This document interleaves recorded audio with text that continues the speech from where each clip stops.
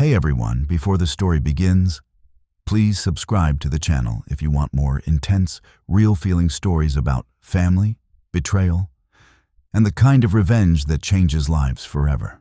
My daughter was screaming when my father-in-law locked her in the trunk of his car. That sound still wakes me at night. It was late October in southern France, the kind of evening where the Mistral wind slices through your coat and turns breath into smoke. We were standing in the gravel driveway of my in-laws' estate near Aix-en-Provence, a place of lavender fields, old stone walls, and inherited authority. The sky was bruised purple, the sun already gone. I had turned away for less than a minute. 1 minute to grab my phone from the kitchen counter. When I came back outside, the Mercedes was reversing, and my 8-year-old daughter, Camille, was nowhere in sight. Then I heard it, a thin, panicked scream, muffled but unmistakable, coming from inside the car. "Papa! Papa!"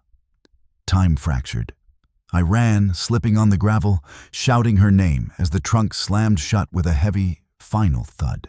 My father-in-law, Etienne Morel, didn't look at me. He adjusted his gloves with precise, calm movements, like a man finishing a routine task. "What are you doing?" I screamed. He finally met my eyes. Cold, calculating, annoyed. "She needs to learn," he said simply. "You're raising her weak." I lunged for the car, pounding on the trunk as Camille screamed louder, terror ripping through her voice. My wife, Hélène, stood frozen on the steps, one hand over her mouth, the other clenched at her side. "Etienne, stop!" she cried. "Please." He ignored her. He got into the driver's seat. That was when something inside me broke in a way that could never be repaired. I threw myself in front of the car. He braked inches from my knees. The engine idled. The wind howled. Camille sobbed in the darkness behind the metal. "This ends now," I said, my voice shaking but loud. "Open the trunk, or I swear to God." Etienne stepped out slowly, eyes narrowed. "You forget your place," he said. "This is my family." "No," I said. "This is my child." For a moment, I thought he might hit me. Instead, he smiled, a thin, controlled smile I'd seen 100 times before in boardrooms and dining halls. He tossed me the keys. "Fine," he said. "Take her, but don't pretend this doesn't have consequences." I opened the trunk with shaking hands. Camille burst into my arms, hysterical, clawing at my coat, her face soaked with tears and fear. I held her so tightly she gasped, whispering over and over, I've got you, Papa's here." Hélène stood watching, crying silently. Etienne walked back toward the house as if nothing had happened. That night, I packed. Not clothes, evidence. I wasn't always powerless. I grew up the son of a dock worker in Marseille, a man crushed, literally, by unsafe machinery owned by companies Etienne later invested in. My father died when I was 12. The investigation disappeared. Compensation was minimal. Silence was purchased cheaply. I married into the Morel family thinking love could bridge history. I was wrong. Etienne was old money, shipping, construction, political connections. He believed discipline was violence dressed as tradition. He'd never liked me. Not my accent. Not my background. Not that his daughter loved someone he couldn't control. He tolerated me because I was useful.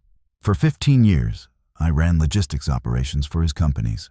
I fixed inefficiencies, covered mistakes, took calls at midnight, signed documents I was told not to read too closely. After Camille was born, I saw his interest sharpen. "She must be strong," he'd say, "not soft like you." Hélène never confronted him. She had been trained not to. The trunk changed everything. We left that night, drove to a small rental near the coast, Camille asleep between us, still trembling in her dreams. Hélène cried the entire drive, apologizing over and over. I didn't think he'd go that far, she kept saying. "He always goes that far," I replied quietly. We just kept looking away. The next morning, I called a lawyer, not a polite one, a former investigative magistrate named Luc Bernard, a man who had dismantled corporations for sport before retiring into private practice. I told him everything, showed him the documents I'd quietly copied over the years. His face darkened. "This man is radioactive," Luc said, "but powerful." "Good," I replied. "So am I just forgot." The plan took months. Winter arrived. Camille started therapy. She stopped screaming in her sleep, slowly, painfully. Hélène cut contact with her father. The family turned on us instantly. Calls, threats, legal letters. Etienne accused us of kidnapping our own child. Then the investigation began. Luc leaked information strategically. Labor violations, illegal offshore transfers, bribes disguised as consulting fees, safety shortcuts that mirrored the ones that killed my father decades earlier. Journalists circled. The police knocked. Etienne responded with fury. Lawsuits, smear campaigns, private investigators. Then came the hearing. Family court first. Etienne testified. Calm and convincing, painting me as unstable, emotional, dangerous. He framed the trunk incident as discipline exaggerated by a hysterical man. Camille testified too. Soft voice, small hands gripping the microphone. I couldn't breathe, she said. It was dark. I thought I was going to die. The room went silent. The judge's face hardened. Criminal court followed. Evidence stacked higher. Witnesses came forward. Former employees, drivers, accountants, people who had been waiting for someone to go first. The climax came in spring. Etienne was arrested at his estate.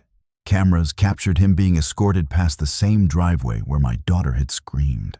He looked smaller, older, furious, convicted on multiple counts, sentenced, assets frozen, legacy dismantled piece by piece. Hélène watched the verdict with tears in her eyes. I still love him, she said quietly. I know, I replied, and I still hate what he did. Those truths learned to coexist. We moved north, to a quieter town near the Alps.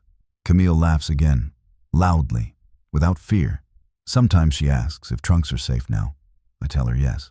Some nights, I sit on the balcony and think about revenge, not the loud kind.